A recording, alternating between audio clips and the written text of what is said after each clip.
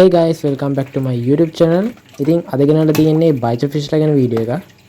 ඉතින් බයිච් ෆැමිලි එක ගත්තොත් ඒකෙදි variety ගණනාවක්ම ඉන්නවා. හැබැයි මම ඒ හැම එකක් ගැනම කතා කරන්න යන්නේ නැහැ.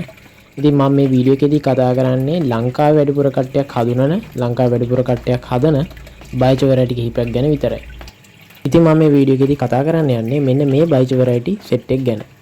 Endicherry, Senegal, Onate, Delhaize, Leopardai, අන්සෝගේ රෝප් ෆිෂ්. රෝප් ෆිෂ් අර මෙතන ඉන්න හැම වෙරයිටි එකකම ලොකු වෙනසකට තියෙන්නේ බොඩි සයිස් එකයි කලර් පැටර්න් එකයි. ඒ හැරුණ විට මේගොල්ලන්ගේ වෝටර් කන්ඩිෂන්ස්, මේගොල්ලෝ ගන්න ආහාර, මේගොල්ලන්ගේ ටැන්ක් මේට්ස්ලා, ඒ වගේම මේගොල්ලන්ගේ ආයු කාලය කියන මේ හැමදේම මෙතන ඉන්න හැම වෙරයිටි එකකටම පොදු දෙයක්. ඒක නිසා මුලින්ම මම මේගොල්ලන්ගේ බොඩි සයිසස් ගැන කතා කරන්නම්. ඉතින් ඊට කලින් channel එක තාම subscribe කරලා නැත්නම් අනිවාර්යෙන් ගිහලා subscribe කරලා අපිත් එක්ක එකතු වෙන්න. ඒ වගේම bell icon එකත් click කරලාම තියාගන්න. ඉතින් අපි මුලින්ම Endicherry බයිච් ගැන කතා කරමු. ඉතින් මේගොල්ලන්ගේ wild caught කට්ටිය සාමාන්‍යයෙන් අඩි 2.5ක උඩරින් වර්ධනයක් වෙනවා. හැබැයි captive breed කට්ටිය අඩි 1.5ත් අඩි 2ත් අතර වර්ධනයක් තමයි සිද්ධ වෙන්නේ. Platinum Endicherry බයිච්. ඉතින් මේගොල්ලෝ ගැන කතා කරද්දී මම wild caught කට්ටිය ගැන ලොකුට කතා කරන්න යන්නේ නැහැ. මේගොල්ලන් captive breed කට්ටිය ගත්තොත් ඒගොල්ලෝ අඩි 1.5ත් 2ත් අතර ප්‍රමාණයකට වර්ධනය වෙනවා. Senegal බයිච්. මේගොල්ලන්ට ග්‍රේ බයිච් කියලාත් කියනවා. මේගොල්ලන්ගේ wild caught කට්ටිය ගත්තොත් සාමාන්‍යයෙන් අඟල් 28ක වගේ වර්ධනයක් වෙනවා. captive breed කට්ටිය ගත්තොත් ඒගොල්ලන්ගේ average size එක තියෙන්නේ අඟල් 18. හැබැයි ඒගොල්ලන්ටත් අඟල් 20ක වගේ උපරිම වර්ධනයකට ළඟා වෙන්න පුළුවන්. albino Senegal බයිච්. මේගොල්ලන්ගේ captive breed කට්ටිය ගත්තොත් Senegal බයිච් වල වගේම අඟල් 20ක වගේ උපරිම වර්ධනයකට ලක් වෙන්න පුළුවන්. platinum Senegal බයිච්.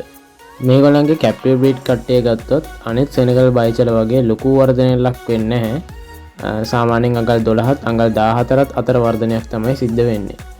Onate බයිච්. මේගොල්ලන්ගේ wild caught කට්ටිය සාමාන්‍යයෙන් අඩි 2ක වගේ වර්ධනයක් ලක් වෙනවා. captive breed කට්ටිය ගත්තොත් ඒගොල්ලන්ගේ average size එක අඩි 1.5ක් වුණත් ඒගොල්ලන්ටත් අඩි 2ක වගේ උපරිම වර්ධනයක් ලක් වෙන්න පුළුවන්. Delhaize බයිච්. මේගොල්ලන්ව banded, barred, bandback කියන නම් වලිනුත් හඳුන්වනවා. මේගොල්ලන්ගේ wild caught කට්ටිය අඩි 1.5ක් වගේ වර්ධනය වෙනවා. captive breed කට්ටිය අඟල් 14ක් වගේ තමයි වර්ධනය වෙන්නේ. Leopardai බයිච්.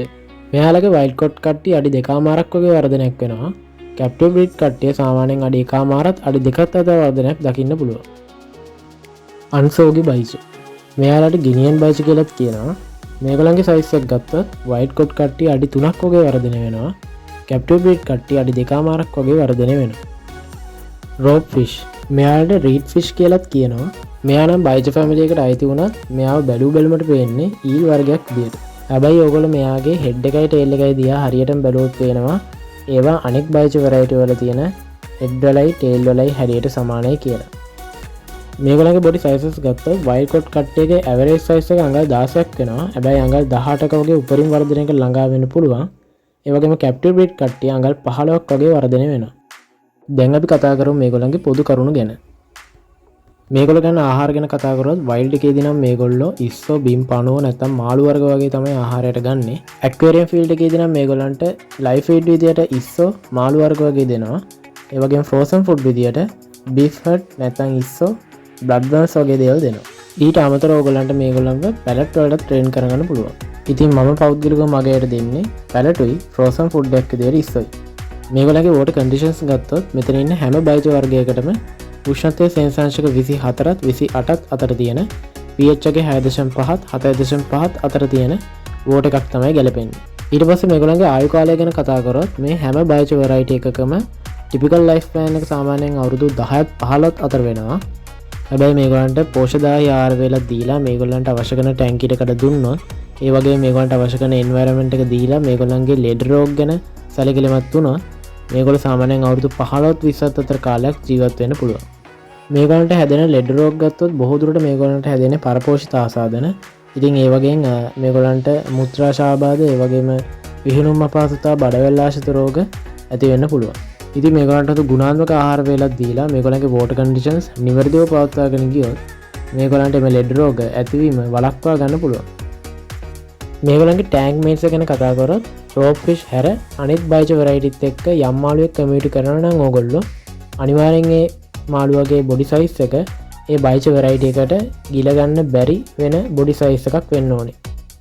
උදාහරණයක් විදියට අඩියක සයිස් බයිච කෙනෙක් එක්ක යම් මාළුවෙක් කමියුනිකේට් කරනවා නම් ඒ මාළුවාගේ බොඩි සයිස් එක අවම වශයෙන් අඟල් 7කට වඩා විශාල වෙනවා නම් හුඟක් හොඳයි. ඉතින් මම පෞද්ගලිකව මගේ බයිචලත් එක්ක සිල්වර් රවානා, ඔස්කලා, නයිෆ් ෆිෂ්ලා, ක්ලවුන් ලෝච්, ඒ වගේම ඊල් වර්ග, ටිම් ෆොයිල් බාබ්ඩා, සිලොඩල වගේ මාළු වර්ග හදලා තියෙනවා. ඉතින් ඊට අමතරව ගුරාමි වෙරයිටි, සික්කිඩ් වෙරයිටි, ස්නේක් හෙඩ් වෙරයිටි ඇතුළු මොන්ස්ටර් මාළු බොහෝමයක් මේගොල්ලොත් එක්ක කමියුනිටි කරන්න පුළුවන්. ඉතින් ඒ විදිහට කමියුනිටි කරද්දී ඕගොල්ලෝ බොඩි සයිස් ඩිෆරන්ස් එකට ලොකු අවධානයක් දෙනවා නම් හුඟක් හොඳයි. මොකද ඒකෙන් මාළුන් අතර ඇති වෙන ගැටුම් පාලනය කරගන්න පුළුවන්. ඉතින් guys අද වීඩියෝ එක කොහොම තමයි ඉවර වෙන්නේ.